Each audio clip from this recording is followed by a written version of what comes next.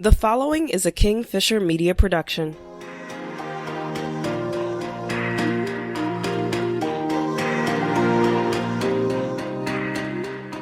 Moving doesn't change who you are. It only changes the view outside your window. Rachel Hollis. I think it would be difficult to find a credible scientist, psychologist, or philosopher who says that change is bad. As much as change can be uncomfortable, most of us recognize it as not only necessary or unavoidable, but actually beneficial. The biggest problem with change is that we tend to be really bad at it. Sometimes we're obsessed with it. Sometimes we resist it with all of our being. Sometimes we just plain suck at navigating it. Sometimes we give ourselves to the process, but misunderstand what the process requires. That last bit is what I've been thinking about a lot lately. I think anyone who's familiar with my work knows that I'm a person who works really hard to employ as many positive changes as possible. Of course, anyone who's familiar with my work will also know that I get things wrong a lot of the time. I'm a philosophical and introspective thinker, but I'm no guru. When I deconverted from Christianity, I embraced Buddhism. At least I embraced my own understanding of Buddhism. I was first exposed through a number of quotes I'd read by the Dalai Lama. This guy really seemed to have a handle on things. Like most inspirational figures, he presented an example that I desperately wanted to emulate. And for a short while, I think I did a reasonably good job of this.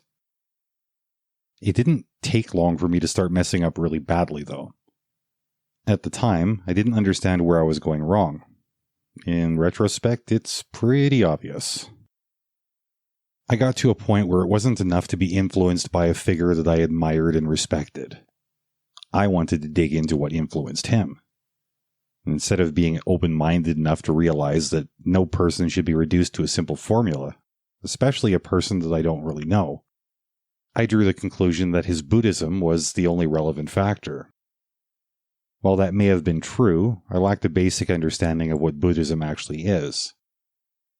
The approach I took was to study the Pali Canon in the same way I'd studied the Bible for so many years. I looked for rules to follow, rewards and consequences for my adherence to the rules, and moral absolutes that would shape my view of the world around me. Effectively, I kept the formula but swapped in different information. In doing so, I found the same emptiness in Buddhism that I'd found in my past faith. While it felt like I had massively overhauled my belief system, I had actually just shaken it up a bit. And once the dust settled, everything was basically as it had been before the shakeup. Obviously, I'd missed something here. What I realized is that if I want to employ meaningful changes, I have to start with changes to my basic approach, my formula. When I went back to studying Buddhism with a fresh perspective, I was able to understand that the Buddha did not present himself as a leader. He didn't want followers. He wasn't trying to start a dogmatic religion. Rather, he presented himself as a spokesperson for a different way of thinking, a way that encouraged people to consider their words and actions and how these influence their community, their environment, and even themselves. This allowed me to understand that a guide to my own existence could not be found in the pages of a book, that the only person qualified to determine which changes I need to make is me. Moreover, the only person who can figure out which steps to take or which formulas to employ is me.